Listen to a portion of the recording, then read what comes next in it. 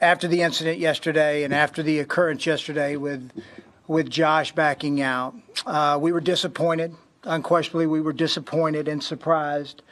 We had agreed to contract terms. We had an agreement in place. We followed all the rules, did everything right. 2 interviews. Both of them went very well, very confident that we were going in the right direction, very confident Monday evening and Tuesday morning. And as you could see, we had a plan in place because we made an announcement that Josh was going to be our head football coach. I got a call Tuesday evening saying he had changed his mind and was going in a different direction. And at that point, I informed our owner. We informed y'all of where we were going, and we'll keep moving forward. Just know this. And I talk to our players and our team about this all the time. Obstacles happen. Obstacles, that's what makes this league great. Overcoming the hard times. That's what makes football great. That's what the great lesson of football is, that it doesn't always work out or go the way we mapped it out or we planned it. But it's the mentally tough, gritty people that overcome these things that are successful. That is what we're going to be built on. That's what this city is built on. That's what this organization is built on. And you can bet we're going to get there. Unquestionably, we're going to get there. We have a list of candidates. I've had them from the get-go. Look, there's a time frame. There's other guys that we wanted to interview, but because of the playoffs, we weren't able to do. We'll move forward with them, and we will get the right leader for the Indianapolis Colts. One that believes what we believe and wants to go where we want to go. I'm very confident in this, and I want this city to know, and I want our city to understand this, that I can't be more proud of the last 4 days of outreach from people and support, not only for Sunday's tragic event, but last night. There's a sense of pride in this city, and we're gonna bring it back. We're gonna bring it back in this organization of where we should be and where we're going. Time's yours. I open up questions to you. Chris, did you have any sense that he was getting cold feet at all during this process? No. You only learned this Tuesday? Not at all. Not till Tuesday evening. None at all. Chris, what did Josh say to you I'm assuming it was Josh, when he let you know that he changed his mind? He said he had bad news for me. I just said, I just need a yes or no answer. You in or out? We went around for a minute, and he said he's out, and I said, okay, we're going to move forward. I wish you best of luck. When you went around for a minute, Chris, did you try to persuade him, or are you one of those people, if somebody doesn't want to be part of this organization, you just move on? There was no persuasion. Let me make this clear. I want, and we want as an organization, a head coach that wants to be all in. We got work to do. I'm not once hid that. We have work to do. And I want somebody that's 100% committed to partnering with us and getting that work done.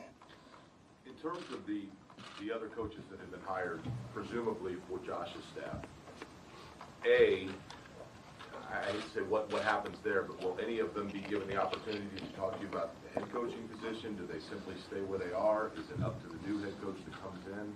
What happens with all of that? That's a good question. So the staff's important. It's critical.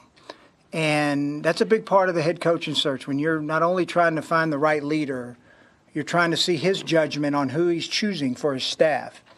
Just so happens that the coaches that we have on board, I was fully committed to. So let me give you just a little background. In Chicago, we ran the same defense they ran here in Indy for a lot of years. I ran it for 9 years in Chicago, and I believed in it. I believed in the system. Rod Marinelli's a close friend and mentor that I trust and value his opinion. And I got to know Matt Eberflus a few years ago and was blown away by Matt. Matt was a coveted coach. He's a very talented defensive coordinator. I feel very lucky to have Matt Eberflus in the building. We're running a scheme that I think fits our team, that we can scout for and that fits our building. We're playing on an indoor surface. We're going to be playing in ideal weather 8 to 12 games a year that's going to be based on athletic ability and speed.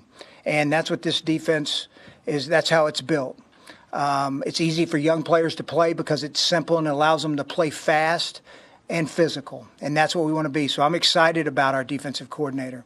And I'm excited about our defensive line coach, Mike Fair, who I've known for a lot of years and who's really grown in his profession and was trained by the right people. And I think he's going to do a great job developing young players. I've gotten to know Googs over the last week or two, and excited about him going forward as a coach. They will be on the staff. We will not abandon them. They're good coaches. They're good people. They're good developer of men, and that's what we want. Chris, how does that tie your hands a little bit that you're going to try and bring in a head coach and you're telling them this is your DC, whether you like it or not? No, I don't. It won't. I've talked with the candidates. You always, as a GM, you always keep a list of guys. You have a contact of people of who you're going to potentially hire, and all of them are on board with where we're going. Do you have a timetable moving forward at all when you want to get this done, and how many candidates have you talked to in the last 24 hours? No, I don't have a timetable. You've been around me long enough to know that these time frames don't.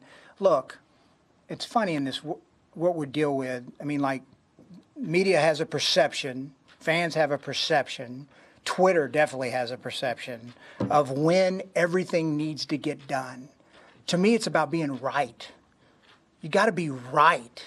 It doesn't matter if you're the first out of the box and everybody praises you, or you're the last one to make the hire. We want to be right.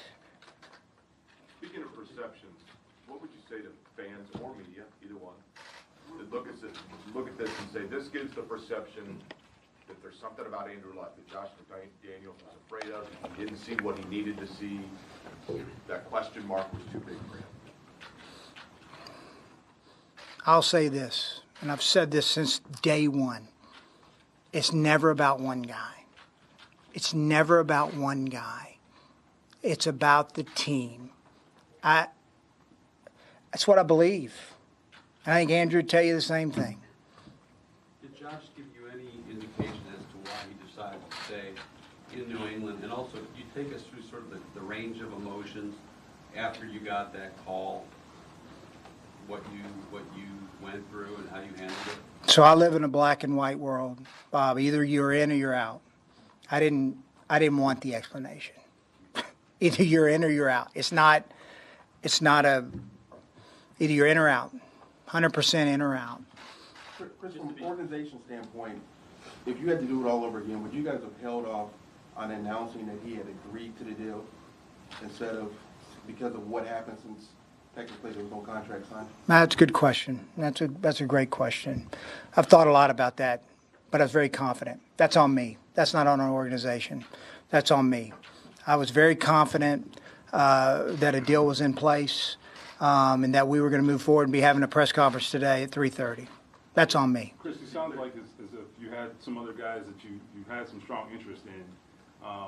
So, I mean, had you been in contact with those guys before agreeing with Josh over the last few weeks? Or can you No. Once we had moved, once we had, in my mind, thought we were going where we were going, no, I have not. Is anybody on your original list of interviews? What's that? Is anybody that you interviewed before that's still not head coach? Are they candidates again, or are you moving on to a whole fresh new? No, moving on. So what happens is, Greg, so the time frame of being able to interview in that first week playoff teams, it's hard to fit everybody in. And then when you get going, you think you've found the right guy, you move forward. But we still had a great list of guys that we're going to go to. You vetted a lot of people, I imagine, before this, and I imagine there were guys who did not interview who you had vetted. Is that a fair Yes. I was trained that way. I mean, I scout. I think I've said this a few times, but when I'm on the road and when I'm at the Combine and when I'm at the Senior Bowl and when I'm in setting with coaches, I mean, I'm constantly evaluating people and I'm evaluating coaches as I go along, and I'm always asking questions about, who the next coaches are, and I'm getting to know people. So I think I do that year round, even if we had a head coach. That's just my nature. How many people are you going to interview, and what's the time frame for doing so? Yeah, no time frame. We'll get it up moving quickly, and I'm not going to put a number on it, but we'll get moving quickly here with our interviews. How is Andrew? Let's talk about Andrew, because there's a lot of rumors. Everybody's an expert. Everybody is an expert on this right now, and all we can do is, number one, I'm going to listen to Andrew Luck, who I absolutely believe in and trust. I'm going to listen to the doctors that he is talking to and dealing with, and I'm going to listen to the guy that's training him right now. And at this point, we feel very strongly that Andrew's in a good place. He doesn't need surgery. I've not gotten that from the two doctors that he's seen here in the after the season. His strength is good. He's working on his throw motion, and he's working on his arm speed right now. He's not picked up a football, but he's throwing balls, working on arm speed. He is going to do he's not going to skip a step. I don't know if you know Andrew, but Andrew's not going to skip a step. He's going to do everything right to get himself ready to play. And I'm very confident, he's very confident, that he's going to come back and prove a lot of people wrong. I got very proud of the kid, man. Wouldn't want anybody else on our team. We want our team to match what he has inside. Chris, how much can the doctors assess the potential need for another surgery, given the stage he's at? Can that be accurately assessed currently? Does that make sense? I don't know if with the shoulder you can accurately ever assess where you're at. It's a very subjective part of the body, and especially with a thrower. But I know what we're being told right now, and we're very confident going forward. Did Josh request to talk to Andrew at all? And was No. there feedback from this conversation? No. Chris, They never spoke. is there any recourse? Sorry. You're all right. Is there any recourse, if you thought about this, or maybe when this is all said and done, do you go to the NFL and maybe try to rethink the interview rules for clubs that are in the playoffs? And obviously this has put you guys in a huge bind here. That's over my head. That's way over my head. I mean, the rules are the rules. Everybody's got the same rules, so we abide by them. And if they change them, they change. If not, we go by the same rules. Wait, this is an example of maybe why they should think about changing. I know you told me that, but because I know you're not saying, you said you're going to get the right guy in here, but the reality of it is you're 6 weeks out since the end of the regular season, and you're still searching for a certain coach. It's time. How long did it take the New York Yankees to hire their head coach? I mean, they feel very confident. I know every sport's different, but we put a time frame on things that I don't think really matters at the end of the day. Now, if we were sitting middle of March, I'd have a different perspective on it. But let's don't overcomplicate this. It's football. It's football. There's a lot of good coaches out there. There's a lot of good assistant coaches out there. Everybody gets in panic mode and just starts hiring. And I don't believe in that. I think you got to be patient, take your time. Tony Dungy told me a great story before I started this process that Tampa interviewed him 4 times and took their time. And he took his time with his staff. I think he told me, he goes, Chris, it was in the March when I finally finished hiring my staff in Tampa. So we will get the right leader for this organization. We will get good assistant coaches, and we're going to win. So, Chris, prior to the phone call with Josh last night, you had no indication over the past couple of weeks that he was having any reservations? None. One more question, guys. Because there were rumblings about that, though. Yeah, we'll get a couple. Let me let Mike have. He's been quiet all day. Go ahead, Steve. Well, no, I was just following up with, there were rumblings about that. I mean, look, I didn't report it, I don't know, I can't speak to it, but there were rumblings that he was vacillating. I don't, did you ever get any sense of that? No. So Sunday was a hard day. That was I didn't watch the Super Bowl. My mind was around Edwin Jackson and his family. Jeffrey Monroe, they're his family. That's where my mind was. And any rumor, y'all have been around me long enough. Come on, man, I don't deal in that world. I deal with what's going on internally, where we're going, what our internal perception is. making sure our fans understand where we're coming from, and you understand eventually where we're coming from. All the rumor, everybody's got an opinion, everybody's got a take. Some are true, some are not. Just for the sake of accuracy, the call was 5 o'clock, 6 o'clock, or whatever yesterday? I think it was 7:30-ish, 7:15, because I was in draft meetings at the time, and I popped out of draft meetings. And how long did it last? 5 minutes. Really? Yeah. You're like, say you're a black and white guy once he told you. Yeah, it was a pretty short conversation. Look, I wish Josh the best going forward. Look, let me say this. Josh McDaniels is a good football coach, and I wish him the best going forward. But you're a very reserved and calm guy, outwardly. Were you PO'd? Did you punch the wall or mean anything? Did you see any reaction? I didn't. Look here, I'm competitive, and I want to win. I think over time I've grown and matured. I still have my moments in the press conference. I mean, in the press boxes. I think a few of you have seen them. I have my little moments. But look, things work out for a reason. There's been a lot of instances in this league, maybe not to this extreme, but just because you're the first choice doesn't make you the right choice.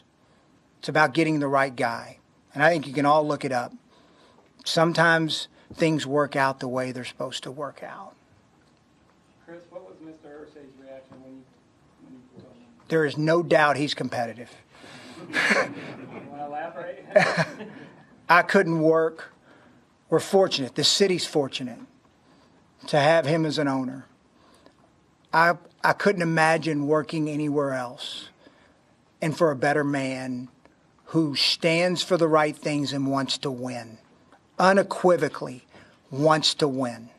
Chris, at any level, do you blame the Patriots and specifically Bob Kraft and Bill Belichick, or is this all on Josh? Josh called me, made a decision he's not coming. I don't deal with New England. I have no idea what they're thinking. In a sense, do you feel betrayed? No. People make decisions. People tell people no every day. They tell people no every day. And that's his prerogative and that's his choice. And he chose the path. He chose not to be an Indianapolis Colt. That's okay. We'll move forward. Has Josh reached out to Mr. Irsay directly? I don't have knowledge of that. All right, guys. Thank y'all. Thanks, Chris. The rivalry is All right, back you've been on. watching live.